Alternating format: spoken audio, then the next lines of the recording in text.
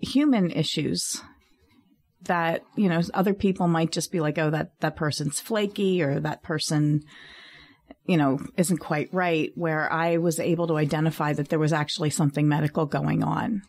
So not that that's part of my responsibility, but it is kind of part of the big picture. You have to be able to see, you know, all aspects, you know, all the moving parts. And I'm also willing to be trained. I'm willing to do whatever training I have to do. And I love the training. We've had wonderful training. Well, it's funny because I found that at about 20 years in emergency services, I was getting comfortable at 10. Burned out by 20. Well, 20. Yeah. It's at 20, you're starting to feel, you know, comfortable, you know, where you're tired and comfortable. Mm-hmm. And like you were talking about training, I've just gone through a second wave of taking. I like to keep learning things, but it becomes limited because if you do things long enough, you spend all your time recertifying versus learning new things. Right, and that's a deadly loop that you get stuck in emergency services. That's true. When did you feel that you were transitioned from learning the job to good at the job? I'll let you know when that happens. That's a great answer. That's a great answer. Every situation is its own situation. And just like in emergency services, you can train and train and train. And then when you get that call, it's still going to be different. Every time it's going to be different. Even this morning, getting a call about a horse stuck in a frozen pond, you know, my thought was, okay, we've got to get equipment from Springton Manor up there.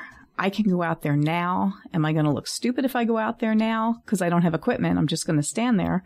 Or can I go out and, you know, make a difference and put someone at ease, or just help hold the animal's head up, whatever we have to do. It ended up that the animal was out before we were able to get there. It happened in about 10 minutes, but at least 10 minutes from the time we were called. But I'm confident, but I'm not cocky about it. Right. And I don't have all the answers. And all you can do is, like, you know, there is nothing routine when we get a case.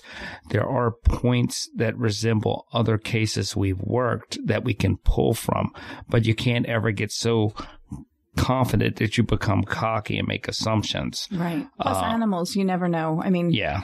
Horses, you can almost always guarantee they're going to do something not real bright. I love horses. I've ridden horses my whole life, but they're big, they're beautiful, they're powerful, and they're dangerous. And as big and beautiful and powerful as they are fragile. I'm really happy that we didn't have to get all of our equipment and get in there and get this horse out this morning, because I don't think it would have survived frozen water that long. Right. So, yes, there's an amount of, let's get in there, let's do this, let's have another extrication under our belt, but there's also that I know it's best for this animal, and it was best that they got the animal out and we didn't have to do anything. And I see lots of things on, you know, I posted something on Facebook, a response to something where people were going down into an aqueduct to rescue a dog, and a dog was standing on something, and it was in danger, but it was safe unless it got off of there. And they went down, and the guy went down without a PFD, and he had nothing. And he saved the dog, and it's great. And I kind of, being a curmudgeon, I had to post, that's great, but he risked his life and the people that would have come to save him by going down without the proper equipment. Right. And there's a time to act and there's a time not. And you see a lot of these things because they don't put the ones up where the people do that and they end up getting hurt or worse. Because that's not the message they're trying to send. But, you know, it's like there is what protects you when you're doing those kinds of dangerous things is not so much a patron saint as it is training and other people and the right equipment, you know, and you just have to be careful. And I see this happening more and more for animals. And we've had several searches where couples in a boat, dog jumps out of a boat, somebody goes to get dog, and they end up perishing in the water. And the dog always makes it back. The dog's always like fine. The cat getting out of the burning house. The cat's Right. always they Right. get out. Yeah. The cat will always get out. The dog will always get out. So, people need to temper that. And on the few times they don't, they don't. That's going to happen. That's an unfortunate part of life. Right. And I agree with you. And frequently we just get lucky. And you just kind of have to take that and be grateful you got lucky on that one and no one got hurt. But yet we as a people, not like I tend to be very careful of my team members. We don't take those risks. We have a lot of safety protocols and I'm insane about them. It's probably the one thing I'll get angry about. But you're right. We can't get lazy. We can't get comfortable. We have to always remember that we're dealing with animals. What do you think makes you good at the job? I think I have enough experience in emergency services to know not to rush in, to step back, to say, what do we have to do? What's going to need to happen? And how do we make that happen? So I'm all about taking a minute to make a plan rather than just rush in and go, oops, I got stuck. How do I get out of this? Which in my younger days, I did plenty of.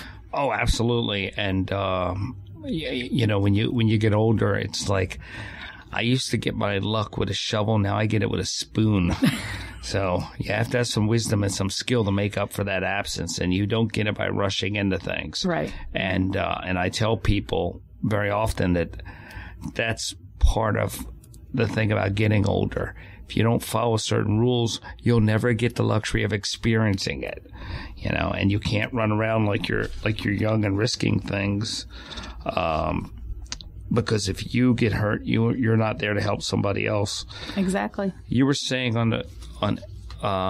you sent me a text message and you just said you would, you said I may not be able to make it. Got a horse stuck in the mud. And I thought, well, that's a unique reason. I've had car accidents and stuff like that with people, and horse stuck in the mud. But that's one of the difficulties when people can't make a taping of the show. It's always an unusual excuse. That's the best one so far.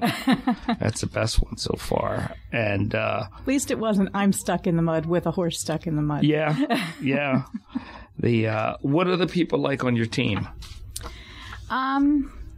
Well, I think they're wonderful. They're rock stars. They really are.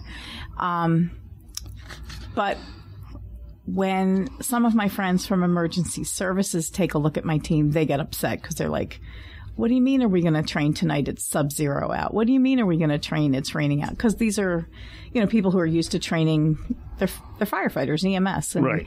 And most of my team does not have that emergency management background. They are animal people. You're not required to have anything except a love of animals to join the team. We will train you. We'll teach you whatever you need to know. And you can say, I only want to work with dogs and cats, or I only want to work with cats. I'm afraid of dogs. One of my dear friends on my team started with my team, and she said, well, I'm really a cat person, but I love dogs, but only 2 breeds. And I said, oh, well, what 2 breeds are they? Well, Pomeranians and Dobermans, which is a very odd combination. I don't want to get you in trouble because the person's probably going to listen to this, but how the heck did they spin the wheel and come up with that combination? I don't know, but the good news was I had 2 Dobermans, so... Okay. She came over and I have no idea. I guess she thought they were pretty. I don't know, and that's the best I can say there. But she's probably one of the people I'm most proud of because she was someone who she said she would be very good at doing the paperwork. She would work with the cats. She didn't really want to deal with too many big animals because she didn't know what to do with them. And I've always encouraged her, oh, come on out to Springton Manor, come on out, just be around the horses, or come over. I had her come out to one of my kids' birthday parties where they were riding horses, and I have pushed her outside of her comfort zone time after time, and every time she has just amazed me. And she's not the only one. Most of the people on my team are like that, where you just, well, how about try this? Or let's go do it together. And if you're uncomfortable, I'll pick up for you, or you can back out, or, just do what you're comfortable doing. And I think they have that safety, knowing that no one is going to make them do anything they're not comfortable with. And knowing that they're willing to take that extra step and say, okay, well, let's see how it feels over here. And I'm just very proud of them, because animal people are different people, and they will try to take an extra step versus people in emergency management. Sometimes they'll just stay right inside their own circle. Whereas the animal people I tend to see them stepping out and taking on a little more and a little more. Well, you've got to be a little more dynamic in that, because amongst other things, there's a total communication barrier with your clientele at all times. Right. You can have a bond, you can be a whatever animal whisperer, but there's a communication barrier. Sure. Your clientele never speaks your language. Right. That's true. That's the way I've always looked at it. That's true. They do give us, and we have had trainers and behaviorists come in, and when that tail's wagging, it doesn't always mean I'm real happy to see you. It could mean you look like a great dinner.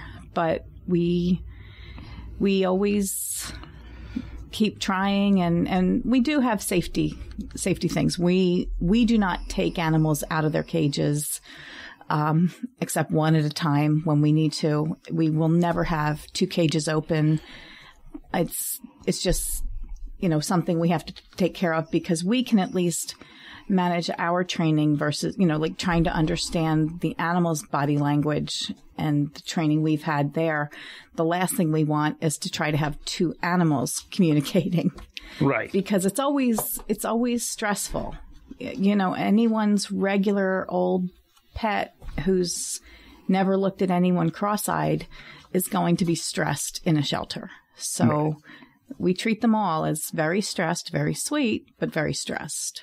And then there are some that come in and they're already a little bit more assertive, right, than the others. Are there any things that you would like to tell, if you could give a single message to the public about what you do and how they can help you? What would you say? I would say they can help us by either joining the team or just being proactive. When there is an event, a weather event or any other event, don't wait till the last minute. Come in, let us help you, especially for people who have animals that we may need to, horses that we may need to get out of a situation, or cattle that may need to come out. We can't do that once the event is upon us. We have to get out. Okay. So, be proactive and be prepared. Preparedness, having go bags for your animals, go bags for yourself.